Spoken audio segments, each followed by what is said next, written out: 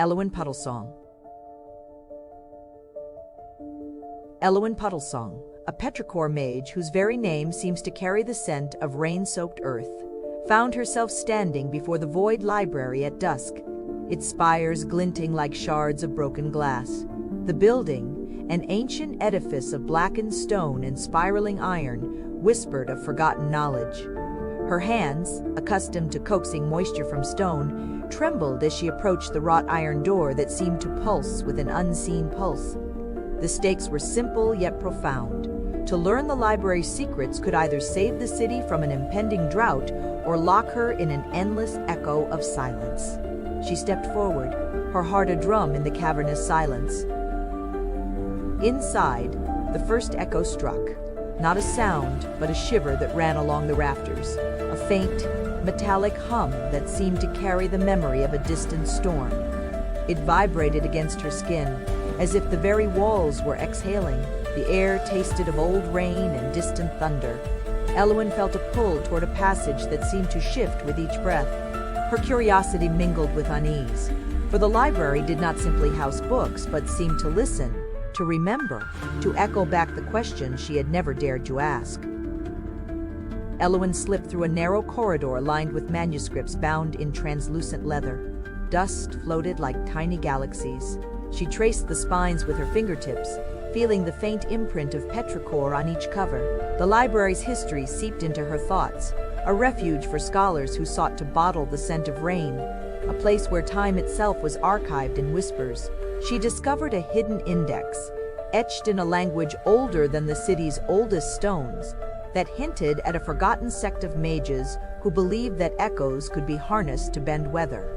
Each clue deepened the mystery, and the library's walls seemed to close in, pressing her toward its core. At the heart of a maze of stone, she found a door set back from the main entrance, sealed with a glyph that pulsed faintly like a heartbeat. The glyph was a forbidden symbol, known to warn of knowledge too potent to be owned. She brushed it with her palm, and the air shifted, thick, electric, charged with a promise and a threat. Inside lay a vault of books that glowed with a pale, otherworldly light, their pages whispering in a language that felt like a lullaby sung by the sea itself. Elowen's assumptions collapsed. The library was not a mere repository, but a living organism, one that fed on secrets, on the echo of existence. Just as she lifted the tome that contained the key to the library's power, a storm erupted within the vault. The pages fluttered like frantic wings, and the vault walls convulsed, as if the library were exhaling a storm it had kept inside for centuries. The very air turned hostile. Vapors of salt and rain clashed with the petrichor in a violent dance. Elowen realized that the library's power was a double-edged sword. It could grant her mastery over weather, but also threaten to drown her in a deluge of her own making. The danger was clear. The library's secrets were alive, and if she did not master them, she would become one with the storm she sought to command. Elowen read the last page of the tome, and the words fell into her mind like a revelation. The library was not a passive archive.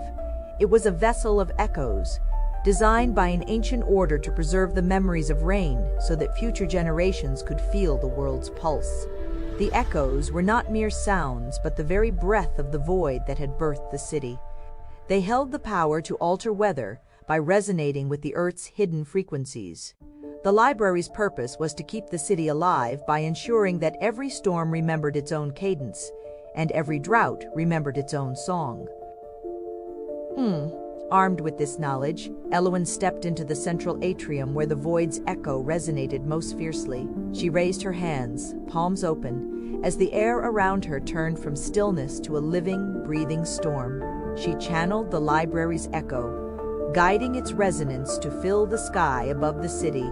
The thunder crackled, the wind roared, but instead of chaos, a controlled tempest rolled over the rooftops, its rain nourishing the parched earth. The library's walls hummed in approval, and Elowen felt the pulse of the void synchronize with her own, a moment of triumph and humility.